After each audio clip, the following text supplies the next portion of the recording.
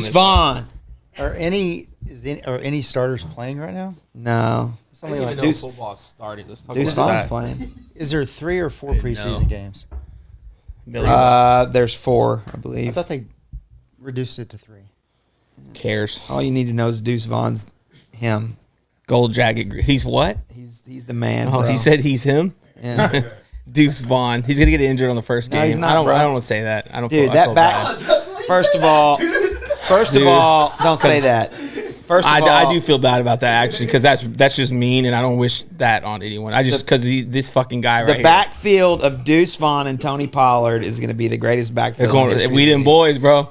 We've been them boys for 30 plus years. We them boys. We're going to the Hey. ship. That's it. It's our year. This is our year. First of all, I've been down the Cowboys for at least 10 years now, and I admit that. But I'm actually excited about them this year. Here we go. All That's because how of they Deuce Vaughn. suck you back in. It's all bro. because of Deuce Vaughn, They bro. suck you back in What if every Dak year. gets injured like the first Don't say game? that. There you go. Now you're going down this injury train. Stop. Hey, man. What are we doing, guys? Yeah. They probably win some games. Okay, I'm gonna stop. So y'all can even see.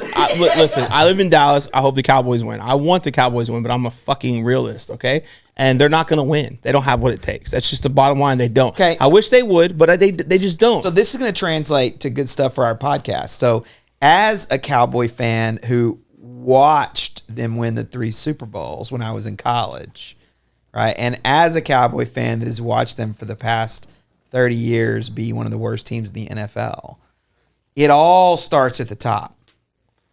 At the end of the day, if you look at every great company, I don't know, let's say pick Apple. Tesla. Oh, he went Tesla today. He switched Okay. it up. Okay. Yeah. Okay. Oh, it's a good day.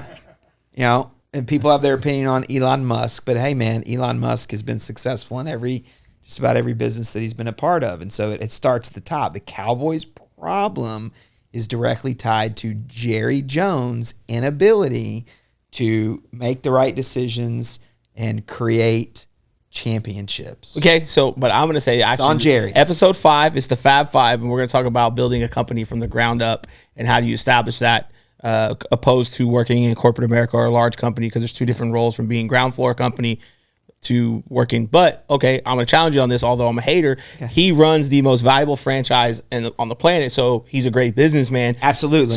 So again, Marketing, yeah. So his ability to build a great. So what would you say? Building a winning team? How, on the football field or in business? Because on the business, he's building the most marketable team. He's building the biggest, dollar worth team. So I mean, I don't know. How do you? Yeah, that's a great question. So money-wise, business-wise, they're the best. You can't argue that. So I give them an A+ there, an A+ as it relates to the business component. However, in isolation, just the football component of winning championships, he's not won in, 28 years? So that's on him. That is absolutely on him. He's accountable to that. And he's the general manager. And I would say that any general manager that has not won in 28 years in every sport would have been fired. It's an ego thing. It's purely an ego thing. It's an ego thing because you think you're winning because you're falling in love with the money. If that's your goal, great. But that's where you stay as an owner. It's a hard pill to swallow because you think you're the best at what you do. But eventually, your time comes along where somebody's better at that role than you are. And when it comes to football making decisions, he's proven that he doesn't put a winning product on the field, and he needs to pass that on to somebody else. Because if it was any other business out there and people were losing at the rate his team did, and he was the one calling the shots, he would have fired them. But he doesn't have the ego to step himself back. He stays involved in it, and there's no leadership to the team. He's running the team. Look, I wish the Cowboys win. We're in Dallas. I wish they'd go win. It's great for your city to win, right? It's kind of a pride thing. But it's a pure ego play. There's no leadership. When Jimmy Johnson was there, you knew who was running that team, and that's why they won championships. And when Barry Switzer preceded him, they won it because of Jimmy Johnson. They didn't win again, right? And Jimmy Johnson was a leader, and he was a man amongst men. He was the baddest motherfucker in full of a room of bad motherfuckers, and people knew that it was time to win, right? It's like even like Bill Belichick, Tom Brady, Bill Belichick. I don't know, man. It took both of them. Phil Jackson, Michael Jordan, Phil Jackson, Kobe Bryant. It took all of them. Phil Jackson won championships without Jordan. He won championships without Kobe, but neither one of those guys won without him, right? Leadership matters, especially at that elite level. it does, because look, they're all talented. Like when people say Dak sucks, I'm like, no, he doesn't, man. He's phenomenal. He's a starting quarterback in the NFL. He's great at what he does. Yeah. The offensive linemen are great. The defensive linemen are great. Yeah, there's some teams that maybe have a little more talent than others. Absolutely. Like, man, you know, if you want to talk about who's the best quarterback, Patrick Mahomes, right? He's probably the best quarterback. Is he better than the 31st quarterback on the starting roster? Yes, like 100%. There's without a doubt of that. But the leadership matters. You have to have somebody that's good, because they're going to deal with so much crap, distractions, and then guess what? They're still human. So it doesn't matter how great you are, you're going to go through shit, and you're going to get distracted, and you're going to get down on yourself and all that. And so that's where you just, I don't know, man. You don't see it. Greg, you got something. I see it. Greg's cooking. The fans don't give a damn about Jerry Jones and how much money he's making. There's a lot of blue collar here in Dallas, and they just want to win, right? So again, it's a good question. Leadership does matter, and when you know you're not getting it done, can you put the ego to the side and get out of the way and empower someone like Jimmy Johnson to do it? And unfortunately, Dallas is not doing it. But at the end of the day, fans don't give a damn about how much marketing and all that Jerry's making. They just know that we haven't won a championship since 1995. But then I would argue to say they do give a damn, because they keep giving them the money, and you don't become the most valuable franchise without people showing up and giving you money. So, I mean, I don't get it. It's the crazy. I think it's got to be, look, man, Jerry Jones is the greatest owner in the history of anything, because he took a losing franchise and has created the most valuable franchise. That's insane. Yeah. He's got to be doing something right from the business front when it comes to player personnel. But also at the same time, is it head coaching too? Is it because he maybe doesn't put in a coach that is a yes man? Is it he doesn't put in a coach that's actually going to run the team? He won't bring in a general manager. That's the issue. He wants to be the GM and the owner, and he's failed at that for 28 years, period. Like he has. I mean, again, he won in the beginning, and the great decision he made was he brought in Jimmy Johnson, and Jimmy Johnson had control, right? But again, he also blew Jimmy Johnson out. Jimmy Johnson left because of Jerry. So Jerry owns that. And since that time, they haven't won anything. And so that's on him. And again, he will not bring in a general manager. Let's equate this to the real world and us. So many, many years ago, I used to be your boss, right? And then you allowed me to be a part of this organization. And if I had the same ego as Jerry Jones, right, I would have said, well, I want to be the man. I want to be the CEO. And I would argue that if I had been that dumb, if I had been as dumb as Jerry, and if I had made that decision, that we wouldn't be where we are today. At the end of the day, it was your time. I needed to pass the baton. You're the CEO, and you've done a great job, and we've won championships in the last 3 years. And so I would say if Jerry could check his ego, and if Jerry could allow someone else to be a general manager of the organization, and if he just focused on the business component, they might have won a Super Bowl in the past 28 years. But he can't do that because his ego is too big. And as much as I love them this year, they're not going to win. I already know it. They're not going to win this year. They're not going to win next year. Dak's going to be gone in 3 or 4 years, and then he will have wasted Tony Romo. He will have wasted Dak. He will be 35 years of no Super Bowl. I'm probably going to die before they ever win a Super Bowl. That's a tough. That's taking an L. That's reality. Yeah, that's reality. But okay, and I'm arguing both stances here because when is leadership too much? Right, leadership gets none of the credit, right? But they take all the blame. So he's had some great pickups, because how many organizations had great quarterbacks like Tony Romo and Dak Prescott in the last, call it 15 years? Finding a franchise quarterback's hard. They found 2. They've drafted some freaking gems, right? They've done some great stuff. So it's like, at what point do you say it's hey, it's part of the players have to win? But they put some phenomenal players on the field, and they've done some good stuff. They've had some great draft picks, great signings, and they haven't won it. Is that part of a head coach? And I don't know. When does leadership? He picked the head coaches. Yeah, no, he picks the head coaches. The head coaches, and so is he picking the wrong head coaches? It's all of the above. Check. Yes. Yeah. In other news, though, before we get tied down and Miller goes off route, Deuce Vaughn for president. Yes. Miller is on. Deuce Vaughn's the man. Did you pick him number 1 in your fantasy draft? No, I picked him. I think I picked him 3. I think you did. Who'd you pick number 1? CeeDee Lamb, didn't you? No, I didn't. CeeDee Lamb. No. CeeDee Lamb's not on my team. I did. No. Wasn't a Cowboy? No, this is the first year that I've not drafted all Cowboys. He usually drafts. Although I did take Deuce Vaughn, as my number one running back. Dude, that's so bad. I don't care. Hey, Barstool Sports tweeted the same day that I drafted Deuce Vaughn that Deuce Vaughn was going to be the reason why people win fantasy leagues. And then I sent that out to the group. Yes. So the topic of the day is how to build a winning company from the ground up, and the differences, and when you get to a proven company, what are the subtle differences? One of the questions actually someone sent me, and maybe we can start with this, was what stops people from being great? That was one of the questions, and then there was actually two more, but that was the first one, is what stops people from being great? Let me ask you a question. Porcupine me, I like it. Is like the best quote I've heard probably in my lifetime is that you've got to start where most people stop. Yep. And that came from you. Yeah. Right. So I'd love to kind of pick your brain on that, because that's just stuck with me. And I see it playing out since I've been here. The last 5 to 6 weeks I've been here, the organization, our most successful salespeople go the extra mile, and they truly do start where most people stop. And it's incredible to watch, but I know you've built this from the ground up. So I'd just love to get your perspective on that. So I used to, so first of all, for everybody, I used to be a victim, right? I was a professional victim. My childhood made me a victim, growing up in the drug infested home, growing up with, don't know my father, growing up with, my mom and stepdad had their problems, grew up homeless at a young age, bounced from couch to couch. I grew up as a victim, right? Everything was somebody else's fault. I lived that life, right? Like I couldn't get ahead because my boss didn't like me. I couldn't get ahead because of my childhood. Oh, I didn't get ahead because I didn't go to college. So so to start that is I shared that. And what I realized was, man, the people that were great, they just didn't stop. Like they had this longevity in the game, right? There was no such thing as really overnight sensations. So those fade, right? You see it all the time. And so I started just observing like the people around. I became very observant, right? I learned this by watching, was when I worked for Miller, I watched how all the other managers around me, all they did was complain. So I watched how they would just go to him with their problems. It was always, this is my problem. That's my problem. And I was like, man, this dude doesn't get any love. He's just hearing people's bullshit.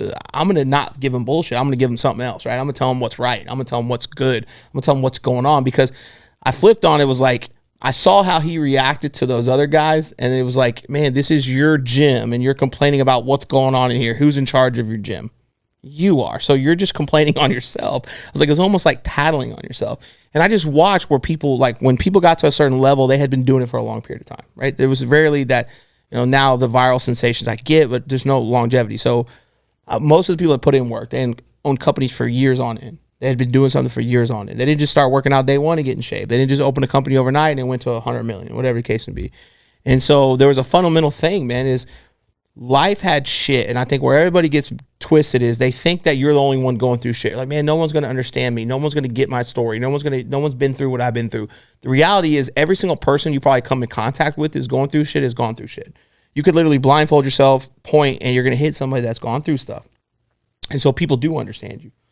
Everybody understands you because everybody's going through it. And so when I looked around, man, I just watched people give up. And I was like, your dreams are bought for one of two reasons. You either achieve them or go the challenges. And you're either going to achieve your dreams, so your dreams were bought, all the hard work, sweat, and tears, or you went through challenges, you got tired, you got frustrated, you got in your feelings, and you quit. So your dreams were bought on some hard times. And then what I saw was, there's certain level of people, man, they weren't that great. They didn't have all these special qualities. They just didn't quit. And it was that simplistic. It was like, this guy's going to get tired and he's going to throw in the towel. This guy's going to get frustrated and he's going to quit. This dude's going to get upset at something and he's going to throw in the towel. This guy's going to be a victim and he's going to quit. And if you just kept going, you're going to get there, because the only way you're going to not hit your goals and dreams is if you give up on them. And it was just that simple. And I started observing that and I was like, man, if I just keep going, then I'm going to get there. It's going to be hard, yes, right? It's not going to be easy. There's going to be challenges, but I just realized, and then it was the conversation, man. I remember sitting there crying in my car about not being able to provide for my family, and I was like, hey, bro, you have two choices. Either your feelings are more important to you than your family, or your family is more important to you than your feelings. I made a promise to them. I made a promise to myself, and I said, all right, man, if you keep crying like a little bitch, then your feelings are worth more than your family. And I wasn't going to do that. And then secretly, selfishly, I just want to prove everybody wrong. Because all those people that said shit about me, like, because look, first of all, opinions don't pay the bills. I don't give a shit about that. But look, man, people said shit, right? And you either prove them right or you prove them wrong. So all the people, I had teachers that told me, Dustin, you shouldn't go to class because you're going to be in jail. You're going to be in prison. I don't know why you even come to class. You know, and they were part right. It took me 5 years to graduate. I got in a lot of legal trouble. I did all those things. So there was like secretly all those people that doubted me, all those people that, you know, came from great childhoods, that had great parents, that made a lot of money, or their parents gave them money, all that. Now look, fuck you. I did it, and I'm going to keep doing it. So I want to prove them wrong from a standpoint of I didn't want to prove them right. And then the other thing is like, look, man, no one gives a shit about your feelings. Nobody really cares because we all have them. Everybody's going through stuff, and you think people care. They don't. Now, again, there's a death in the family. People are going to – I really do think people sympathize with that. Like, man, I'm sorry. But my kid's sick. Nobody cares. My dog died. Nobody cares. My wife's mad at me. Nobody cares, right? It doesn't matter the amount of money you make. Bro, I went from making zero money to pretty good amount of money. My wife's still mad if I don't take out the trash. Still just as pissed. Doesn't matter, dude. Doesn't matter. She's still mad. Hey, man, if I forget a date, my wife is still mad. If I don't, you know, text her I love her in the morning or respond in a certain tone, she's still mad. Doesn't matter. It doesn't matter, bro. So none of that shit really affects. So I don't know. I think it's just, I've watched it and I think it's observing, man. I think the greatest thing you can do is watch other people and watch others. And if you look at all the successful people out there, man, they don't quit. And that's why I say, if you're going to quit, man, quit tomorrow. If you're going to give up, man, give up tomorrow, right? If you're not going to do something, don't do it tomorrow. But just get through the day and give it all you have. And every single day, if you wake up with the attitude, hey, man, I'm just going to quit tomorrow. I'm going to give up tomorrow. I'm not going to do this tomorrow. Eventually what happens, man, is you get through everything and then you're going to get to your goal. So that's kind of just how I've started. And I think you push yourself mentally. I don't doubt anyone. I'm not doubt. People get mad. Like the other day, someone was like, man, but you know, most people, I go, man, I'm not doubting you. I'm not downing you because you don't want to work 7 days a week. I'm not downing you because you don't have the same goal and dreams as me. I'm just simply telling you, whether you want to work 1 day a week, 3 days a week, 7 days a week, own your shit, chase happiness, chase your goals and dreams, whatever that is. And if I don't want you to have the same goals and dreams as me, I'm not. When somebody's like, well, man, I don't want to work like you. I believe in work-life balance. Then fucking great, bro. Have work-life balance. If you want to make $50,000 a year and work Monday through Thursday, do that. If you want to work, you know, Monday through Friday, if you want to work Monday through Sunday, all I'm telling you is own your shit, dude. If you want to be the greatest MMA fighter ever, then go out, be the greatest MMA fighter. If you want to be the greatest roofer, be the greatest roofer. If you want to be the greatest father, be the greatest father. If you want to work part-time, work part-time. If you want to work full-time, work full-time. If you want to be an entrepreneur, be an entrepreneur. But don't sit there and tell me you want more, but then want to give less. It doesn't work that way. So that's my rant.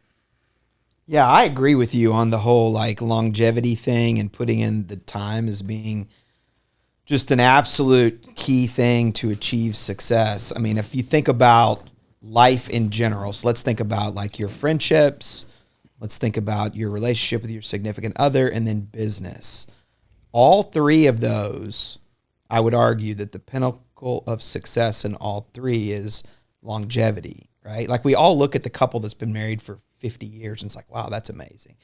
The two people that have been friends for, 20, 30 years, oh, well, that's amazing. And in business, if you talk to someone that's been in a particular industry for 10, 15, 20 years or with one company for a very long period of time, like people are generally amazed by that. I mean, we all spent 20 plus years in the health club business. You're not going to get to the top without putting in the time. And when you put in the time, there's going to be obstacles along the way, right? Like if you think of any friendship you've had for a long period of time, you probably had points in that friendship where you were fighting, arguing, and you thought about telling your friend, hey, I don't want to be your friend anymore. But hey, if you're going to be friends with someone for 25 years, you got to get beyond that. Relationships, same thing. I've been married for 26 years. There's been a lot of good times, a lot of bad times, right? And in business, the same thing. If you're going to get to the top of any organization, you got to put in the time. You're going to go through some dark times. And again, most people give up. Most people give up on their friend after they have a big fight. I'm not your friend anymore. I'm going to go find a new friend. Marriages, 50% of marriages end up in divorce. You go through a rough stint. People's solution is, I'm going to divorce you, right? And then in business, same thing. It's like, okay, I'm mad at my boss. I'm going to quit. I'm mad at the company. I'm going to quit. I'm not being paid what I need to be paid. I'm going to quit. People's solution is always to quit. What's the saying? When the going get tough, the tough get going. That's really true. When the going gets tough, people get up and leave. Yeah. But the reality is that that's where you got to slow down, take a deep breath, work through those problems. And if you work through those problems, you have a chance to overcome them. And if you overcome those problems long term, you can get out of it what you want. And in business, what I found is that time is your friend. It's not your enemy. But in our world today, people want instant gratification. They're not willing to put in the time. It's like, hey, things aren't going well after 3 or 4 months. I'm going to quit and go somewhere else. And so all that happens then is people go from job to job to job to job to job. They wake up and they're 50 years old and they wonder why they haven't achieved their dreams. And I would say, well, it's because every time things get bad, you get up and go somewhere else, right? The reality for us is we spent 20 years in the health club business, had really good careers. Hey, we're on year 5 in roofing. There's definitely been some difficult times, but you got to overcome those obstacles to get. Oh yeah. Well, you're in year 5. Yeah. We're in year 4. Yeah. Yeah, I think what you just said a little bit earlier is like, look, there's a choice. You can live life by default, or you can live life by design. By default is you can be the victim. You know, it was my upbringing, or it's my atmosphere, it's my surrounding. It's ultimately the choices in which you make, but you can also make a choice to live a better life. And for me, it's about, I've said this before, but the power of alignment, right? When you surround yourself around the right people in the right place at the right time, the right things will happen. And we go back to the Cowboys and why they continue to have losing seasons is the leadership does start at the top, right? And it is the difference maker for longevity in organizations. And the chemistry in which we've had is incredible. You know, we bring in Jeremy, you bring in Kevin, and, you know, everyone kind of has their own unique way of bringing tremendous value, and one person can't do this alone. And, you know, again, we've known each other for 20 years. Mm-hmm. You guys are 10 plus years. Kevin and I mean, we all can say this, anywhere from 10 to 20 years, we've known each other. And that's when you bring people in that have the right type of alignment, there's a trickle down effect to the employees. They can see how we're working together, especially when we're out in the field, and they can see how they can work together. And look, this is a business built on relationships. It's built on giving people what I call second chances, and really providing people an opportunity to live out a dream that otherwise they may not be able to get in another organization. Look, I got tired of you. You're doing 2 things in life. You're either repairing or you're preparing. And whenever you don't do stuff today, man, tomorrow you're going to repairing what you didn't do. So then you have no production for that day. And you're making excuses why you didn't do this. You're trying to backfill it. You're trying to cover it up. And then so you're just not productive, man. Then you just tread water, which could be for a week. It could be for years, right? There's been times in my life where I've treaded water for years where I didn't advance. And so, but if you're preparing for the next day because you did your shit the day before, man, you're advancing. And that's what's going to keep you going, man. The next question I have is, what causes people to quit, man? Like, what causes people to quit? And I think it's 2-part. Like, when as a leader do you give up on somebody? You say, oh, man, don't quit. But okay, but sometimes somebody's toxic. Somebody's not getting it done. At what point as a leader do you trade that player? Do you cut that player, right? It comes addition by subtraction. But in your experience, what causes people to quit? Like, what is, because look, there are bad companies, right? There are bad companies. There are bad leaders. And look, man, there's people that I needed to leave that organization because they just didn't fit my goals and dreams, and they didn't fit the things that I like, my goals and morals and different things. And we just didn't align on certain stuff, right? Like there's a fitness chain that it didn't work for me.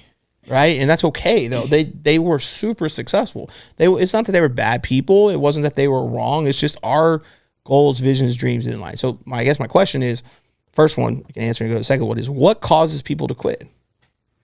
You know, in my experience, I'll answer it this way. People will quit when they don't feel that they're relevant or that they matter, right? And some leaders can make people feel that way. Also, conversely, individuals put themselves in that position as well. And I always say is that if your foundation isn't solid, where you're emotionally sound, spiritually sound, and physically sound, then that in itself, causes people to walk away.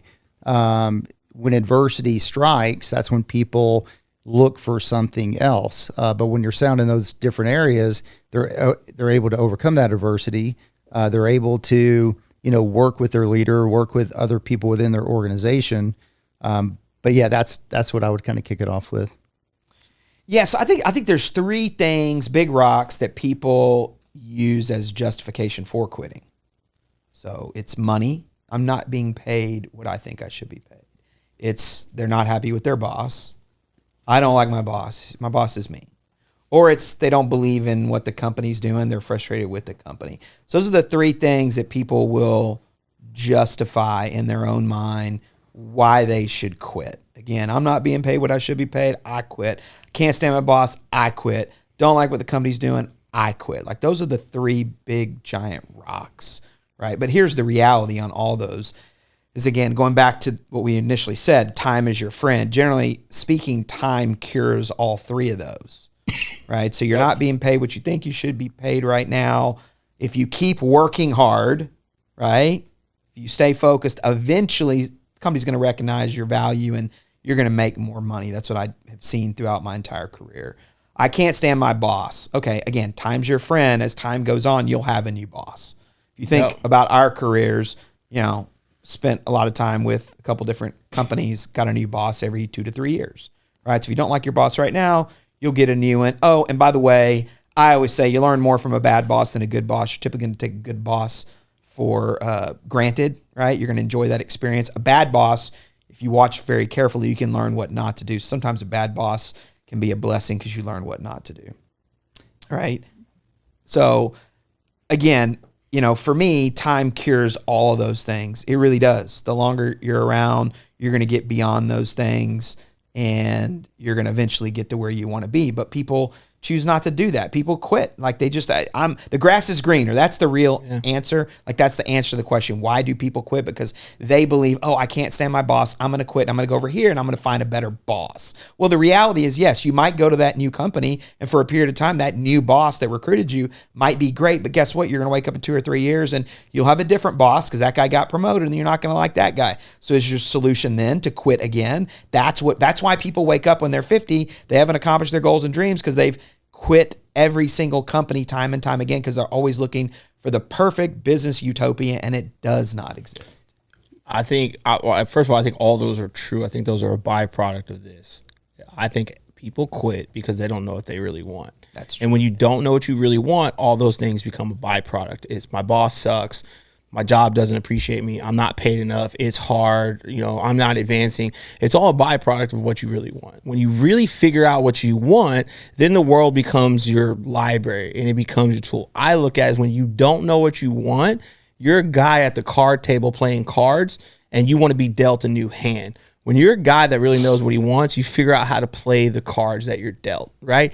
And so for me, I look at me. I don't ever look at what I don't have. I look at what I have and how I can best utilize it, right? Okay, here's what I have. Here's what I got. How can I win with this? Okay, I have this boss. What is he great at? How can I utilize him? I have this leader on the team. How can I utilize him? How can I put him in situation to be successful? How can I put this guy in situation to be successful? How can I use him? But when you don't know what you want, man, you're so deterred by everything else. When you truly know what you want, nothing can really take you off that because you're like, hey, man, I don't give a shit about my boss. He's not going to deter me. I don't give a shit about the president. He's not going to deter me. I don't give a shit if it's hot outside. I don't give a shit if it's cold outside. I don't care what the weather is. I don't care what the circumstances are. I don't care what I'm going through. I don't care how I feel. I don't care about any of that because I know what I want. When you don't know what you want, you're like, oh man, my boss sucks, so I'm out. Because you're focused on things that don't matter because you don't know what you want. So everything that's thrown at you becomes a big deal. And so you can tell, man, when people know what they want, I'm like, you ain't getting in my way, man. You're not worth it. Like, you're not worth getting in my way. Like, the prize is up there. I'm not focused on you. You're along for the journey. And I want to take people on the journey with me, but I think it's what causes people to quit, right? It causes them to quit. Now, second part of the question. When, as a leader, is it time to cut ties with somebody? At what point do you say you're done, you move on, you trade? Because you see it in sports, right? And sometimes people, look, we say it, people don't quit companies, they quit leaders, right? That's true. You have to look in the mirror anytime someone goes, there's things you could have did better. But at what point as a leader do you cut ties with that person, and when is that point? Because this is all going to tie into how you grow a company, because it'd be very serious when you... Yeah, I'll just, look, I think the first test for me is always, have I done everything that I believe I can for that person, right? So as a leader, have I really invested in that person? Have I done everything, exhausted every resource to try to help that person be successful? If I can't say yes to that, then I don't think it's appropriate to cut them.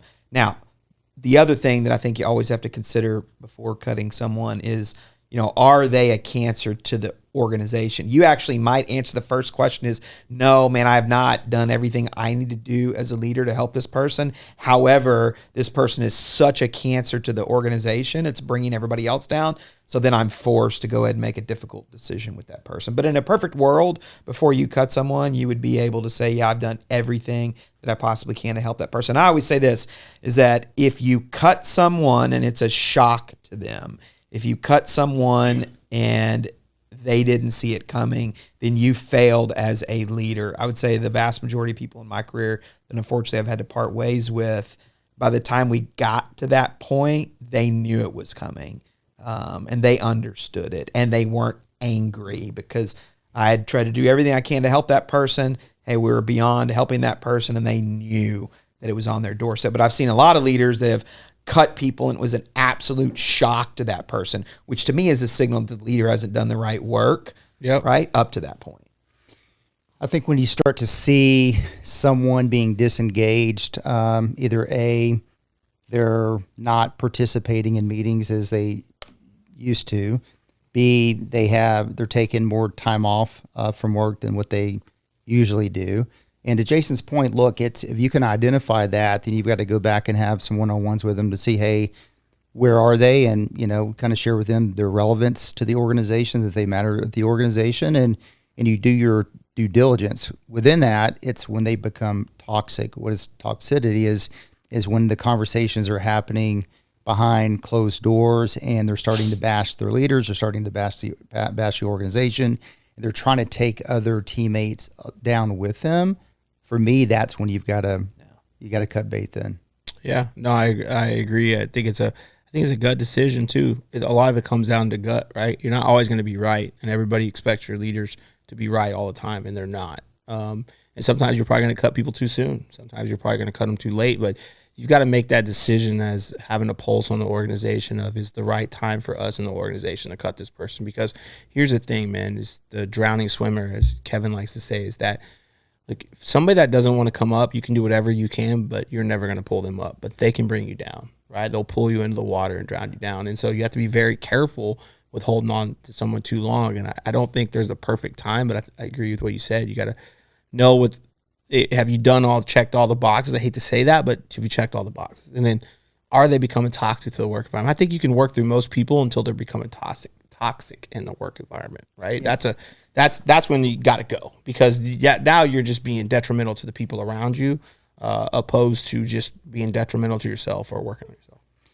Yeah, I think the toughest employees are the ones that are entitled, the ones that maybe have had a decorated past that says, hey, look, I've already proven my worth, and now I'm just going to show up. It's kind of like me. I come in here 22 decades in 22 decades? 22 decades, of working.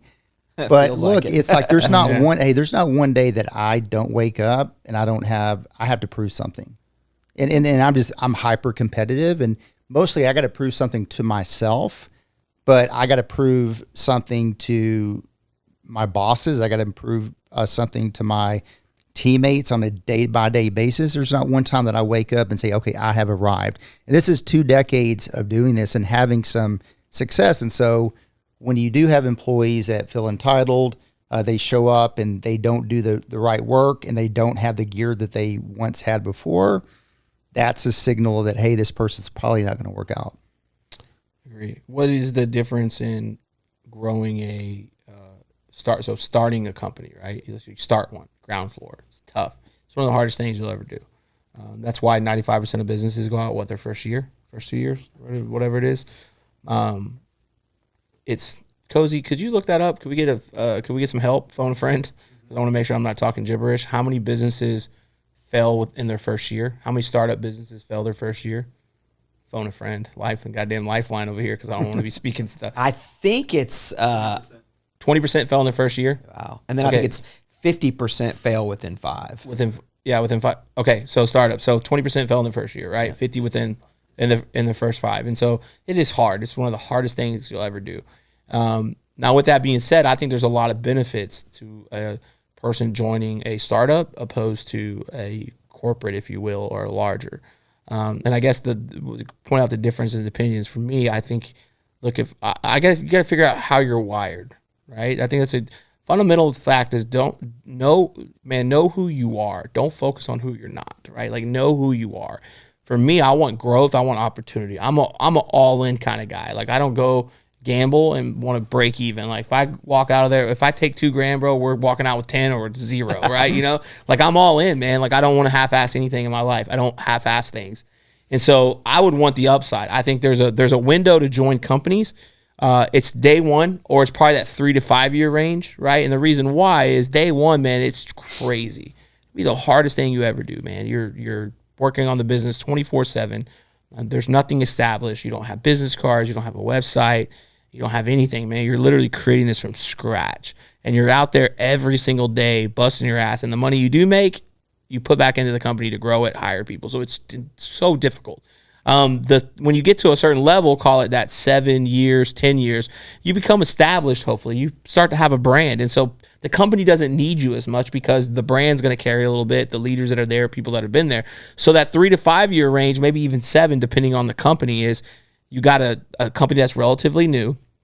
They're pretty much in their growth phase, right? Because they haven't made it. And here's what happens, man. You could be tied into that company. But it takes a different type of person because you're going to have to be more self-motivated. Things aren't going to be as structured, right? You get to a 10-year corporate company, there's your little cute handbook, there's your day-to-day activities, there's what you do, there's people you can call to get things ordered. Like you don't really do much but your own. When you're in a startup, hey man, there's real no role for you. You do so many things. And so it is different, but there's more upside, right? There's way more upside. And so I like my question for you guys is being a part of them, like, what is the difference between joining those companies and what's the benefits of joining a company, say, hey, under 7 years, over 7 years?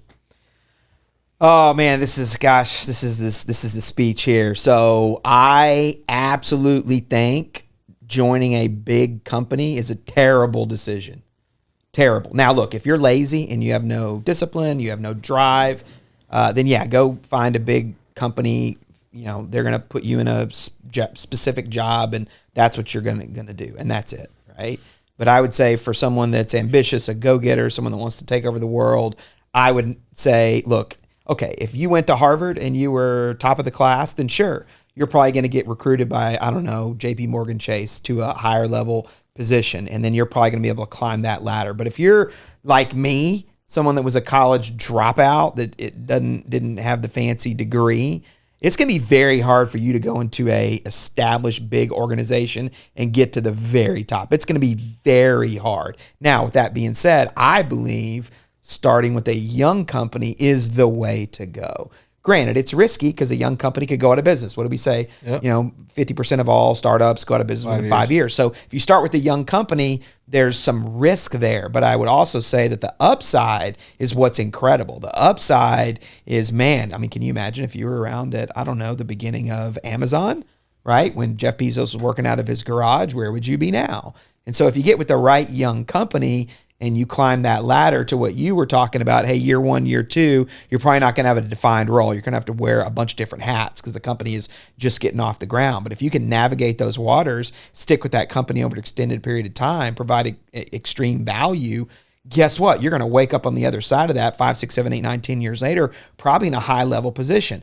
I mean, I got to be honest, that's kind of what happened to me at 2-4. I happened to be at 2-4 when they first came to Texas. So I was there kind of ground zero. Fast forward 17 years later, I was a regional vice president. Look, I was honest with myself. I could be honest with myself. If I would have been born 15 years later and I would have applied at 24 Hour Fitness after they were already a giant organization, would I have been able to duplicate that success? Would I have been able to climb that ladder in that multi-billion-dollar organization? I can tell you it would have been very, very, very hard. So I'm a huge fan of starting with a younger, smaller organization, climbing the ladder. Because look, the one thing you're going to be able to get in a younger, smaller organization is you're going to be able to get to know the owner and founder. You're going to be able to get to know the people at the very top. Relationships do matter. When you start with a big giant company, I don't know, you start at Target, you're probably not ever going to meet the CEO. You're probably not. You're probably not going to meet the higher ups. You're just not. And so I'm a huge fan of find a young company, start there, grow with that organization. I'm not a fan of signing up to work for a big giant organization because you're just an ant. You're just a worker bee. You're just one of 50,000. You really don't matter. Yeah, Dustin. So like you're a living example of, the 20% of companies who fail their first year, startup companies, probably did not start with most people, started with most people stopped. And so how many days a week did you work for the first 2 years? 7. 7 days a week. 2 years straight. Owner, founder of the organization. By the way, how many days a week do you work now?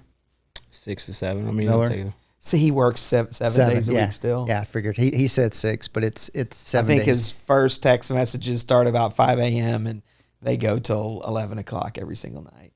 Hey, do you have work-life balance? I think I do, but no. Most people would say no.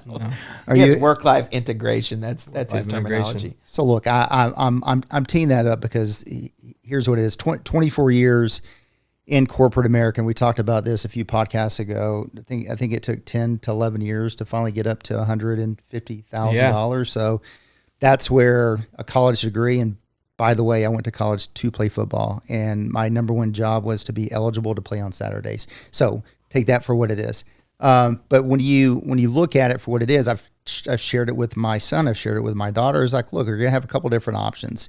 Yes, we're saving up for college, but we're going to make a choice as soon as you graduate if we're going to go start a business together or if you want to go to college. Let's start to think about that right now. My daughter's in 6th grade. My son's a freshman in high school. So there's some years to talk about that. So for me, it's about, when you can, the true American dream is starting your own business. The true American dream is being able to provide a legacy for your family. That's how it was in the olden days. I think you said it before, Jason, college is a Ponzi scheme. By the time it takes people to pay off their debt, it's many, many years, and the employees have already lost the interest of those individuals, right? Because coming out of college, we want you to be able to communicate. We want you to have interpersonal skills, which college does not teach a whole lot of that. But again, you think about the 5 years or so, the 4 years that it takes to graduate, where would your business be? By the way, 4 years of building this business, it's grown how much? It's growing year over year over year. Yeah, well, year 4, we're actually 200% of prior year. Yeah, we're projecting over 30 million in the businesses this year. This will be year 4. We started in November 2019, so technically 2020 was really our first year. So 2020, 21, 23. So this will be. We went 3 million, 10 million, 18, 19, and over 30. But I'm talking about there's one corporate. So you think about corporate America, and then you think about roofing. This isn't about roofing. No. Right. How many businesses are under the roofing umbrella? 7 or 6 or 7. Yeah, 7. So it goes back to my point. My point is in 4 years, you can go get a college degree, or you can have seven different businesses. I won't say how much money we're making, but it's a lot more than what a lot of the bigger businesses are making. Well, then you're giving a lot of people opportunities. I look at a couple of guys that are on our team, man. There's one in particular, he's making over $300,000 a year. He started with us as a sales guy, a young cat. Made 30, 40,000 his whole life, and now he's making 300,000. We have people projecting 250, 300,000. We have 10 to 15 people projecting over 200,000, and those aren't owners. We're not talking about owners. We're talking about creating opportunity for other families, right? We're not just doing it for ourselves. It's not just like, oh yeah, look at me. It's for everybody, right? But I don't know, man. I don't think people want to go that route because they're hiding from themselves. It's easier to hide from who you really are. Look, if I point the blame at you, then you're not looking at me, right? If I say he did it, it's not me. I used to say this, man. I had a cousin, fucking asshole, man. We play hide and go seek, and I was always a gangster at hide and go seek. Like, I get to real places, right? I was willing to risk my life for hide and go seek, right? And he would get caught. He'd always be like, hey, man, come on out from under the porch. They got us. Like, no, dude, they got you. They didn't get me, right? But it was a safety in numbers. Like, oh, man, if I point at you, then it's not on me getting caught. They caught you. That's why people rat. Like, you get in trouble. They were all in it together, and then as soon as they get caught, they're ratting, right? And so I think, and I know that's kind of a dramatic scenario, but people hide from themselves. So it's easy to go, look, it's nothing wrong with corporate America. It's not saying that. You got to find out what you want. I'm not bashing that. But the thing is what I always see is most people complain about where they're at. They're complaining about where they're at, but they're not doing anything about it, right? It's just, they're not. And so I don't know. For me, if I can give you advice, just go to work, man. There's every day you're not going to feel like it. Just work. If you're tired, just work. If you're sad, just work. If you're sad, just work. If you're happy, just work. Look, man, if your girlfriend breaks up with you, just work. If your kid's sick, just work. If your boss reprimands you, just work. If you're not where you want to be, just work. If you are where you want to be, just work. If you just keep working, man, eventually you're going to get there. Don't stop, right? Don't quit, because here's what I know. Consistency is the key, man. Consistency and self-discipline are the difference makers in success. If you can do consistently and be self-disciplined, you will get whatever you want in life, because most people will work hard for one day and then get upset and then not do it. Most people will be self-disciplined for one day and then the next day gets hard, they quit. If you can consistently do something without even being the best at it, and you can be self-disciplined when everything's stacked against you, you still do what you need to do, you will have everything you want in life, because 95% of people won't. Yeah, I want to expand upon that because you said something really interesting. Consistency is the key. Sticking with it is the key. In my experience, the most talented individuals usually don't get to the top. It's the most consistent and dedicated individuals that do. That's really the secret. And again, you see it in sports, right? Like, I don't know, let's talk about Michael Jordan and Allen Iverson, right? Allen Iverson, famous for the, it's just practice. Practice? We're talking about practice? Practice, right? I would argue that Iverson had more talent than Jordan, but he didn't have the work ethic.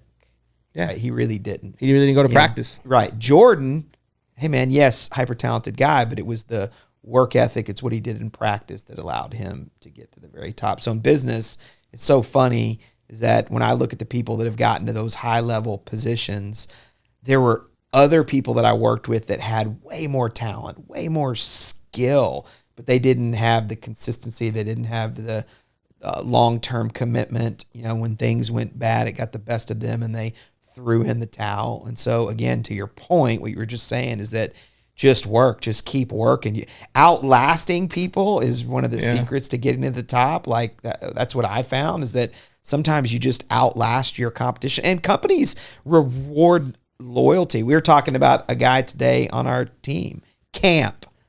Hopefully he'll watch this episode. Beaker. I told him to start watching our podcast. It'd be good for him. But Beaker's the look, GOAT. Camp's been around for 3+ years. Camp is a super loyal guy. He's a very honest individual. He works very hard. I was talking to him a couple days ago, and he was kind of down on himself, didn't really feel like he was where he should be. And so I had him kind of replay his last 5 years, his work history, the couple years before us, and then what he's done with us. And the reality is that his earnings have gone up every year. Like, he's literally, for 5 straight years, he's making more and more and more and more and more money. Now, he's comparing himself to other people that are more successful, but my message to him was, hey man, you're doing a great job.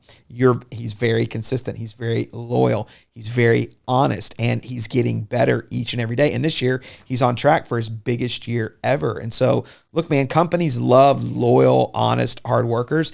Camp's the type guy that if he just stays the course over an extended period of time with us, he's going to continue to get better. He's going to continue to make more money. He's going to continue to elevate himself in the organization because of his loyalty. Meanwhile, we've had people that have worked the same time that Camp has in the past 3 years that have had way more talent, way more ability, way more skill set that we fired. We've had people that have worked for us during the last 3 years with Camp side by side that had way more talent that quit, right? Yeah. But Camp will get to the top because of the loyalty and longevity and commitment. Well, there's the thing. Everything now is instant gratification. You post something, you get instant likes. You're single, you can get instant dates on dating apps. If you want food and you're hungry, you can get instant delivery. You want to watch a show, you can get it on TV, instant. Everything you want, man, is instant. But here's the thing that's not. It's success and hard work, right?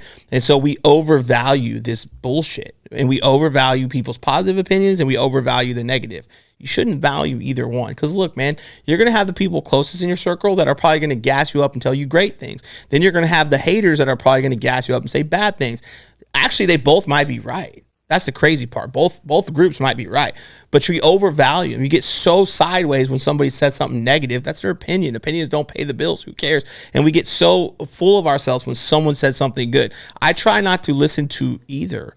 If you say something good about me, man, I appreciate it. If you say something bad about me, respect. I don't care. It's your opinion either way. It doesn't define who I am, right? It doesn't define who you are. But the problem is everybody wants instant gratification, and you can get it in most things, but you can't get it with success and hard work, man. It doesn't come overnight. And so you have to go earn it. And so they're like, oh no, I'm out. And then they well my cousin Susie Sally said I'm the greatest to ever do it. So it must be true.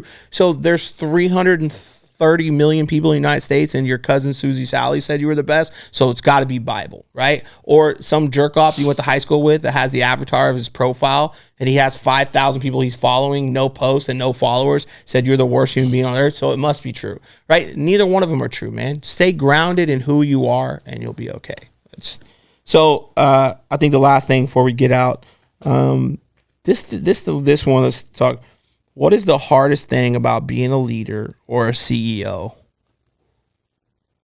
Greg, you've been a leader in some pretty high, organizations. And what is the hardest thing? Yeah. I've learned this is that it's the saying goes, it's lonely at the top. Yep, that's it, man. That's the saying goes. And here's what it means for me is that there are people over the years that I have poured all my soul into, have nurtured them, have coached them, have developed them, have given them second, third, fourth, fifth chances, and never gave up on them. But then would turn around and bash me, right? Wouldn't take responsibility, wouldn't take accountability, and so, it's. I think there's a misconception out there that says, hey, once you become a leader, you don't have feelings, you don't care for people like you're built a certain way. I mean, we're all human, right? So for me, I think about it's tough when you have tough conversations with teammates, maybe that are not performing, right? It's tough when, you're having to hold people accountable on a consistent basis. It's not the easiest thing to do, right? And so for me, it's pouring into people who don't give you everything in which they have, and then they turn around and walk out on you. Yeah, it's lonely at the top, man, like it is. I remember Jim Rowley at 2-4.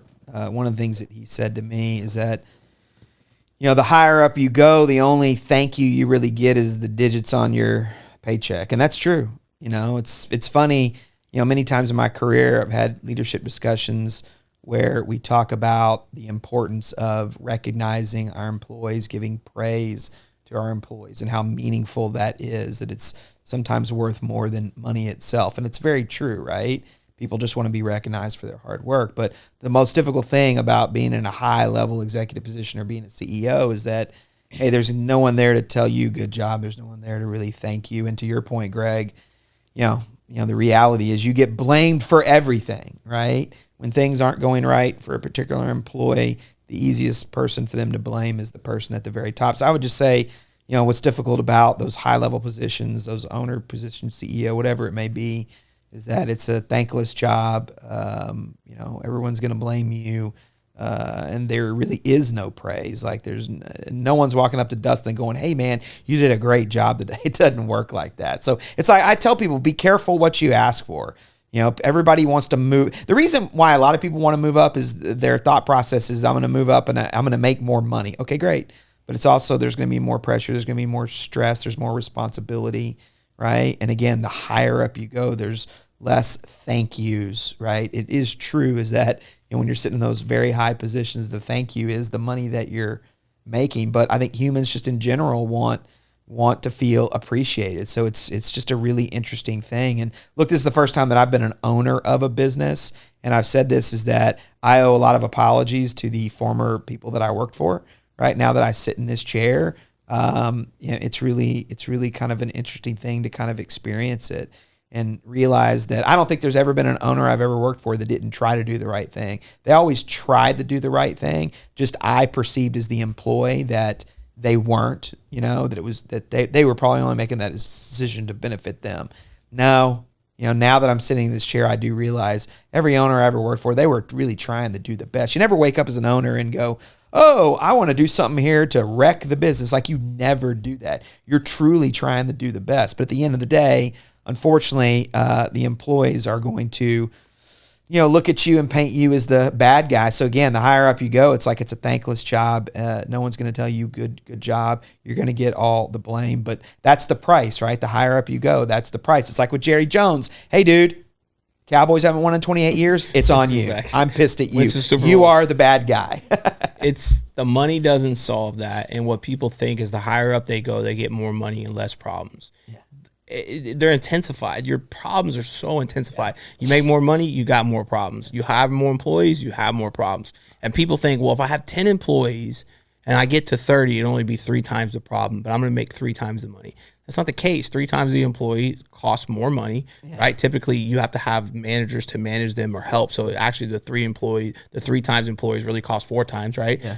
And then the other thing is, look, like I use this is back in the day when we had 20, 30 reps, I had my hand on every single one of them, and I can manage the day to day. And now with 100 plus people, there's days I don't speak to them, and so they're managed to other people. So by the time usually when I saw a fire started, I could put it out pretty quick. Now it's engulfed before I even get to my desk, and so it's worse, man. And your problems come more intensified. And the more people, it just spreads. It used to be 10%, now it's 30%. And so I say just be careful what you ask for. But the question is, what's the hardest part? And I think for me, it's really, there's 2 things that really always hit home with this. The hardest one for me to digest is it's the Bronx tale. It's the wasted talent. It's the saddest thing in life.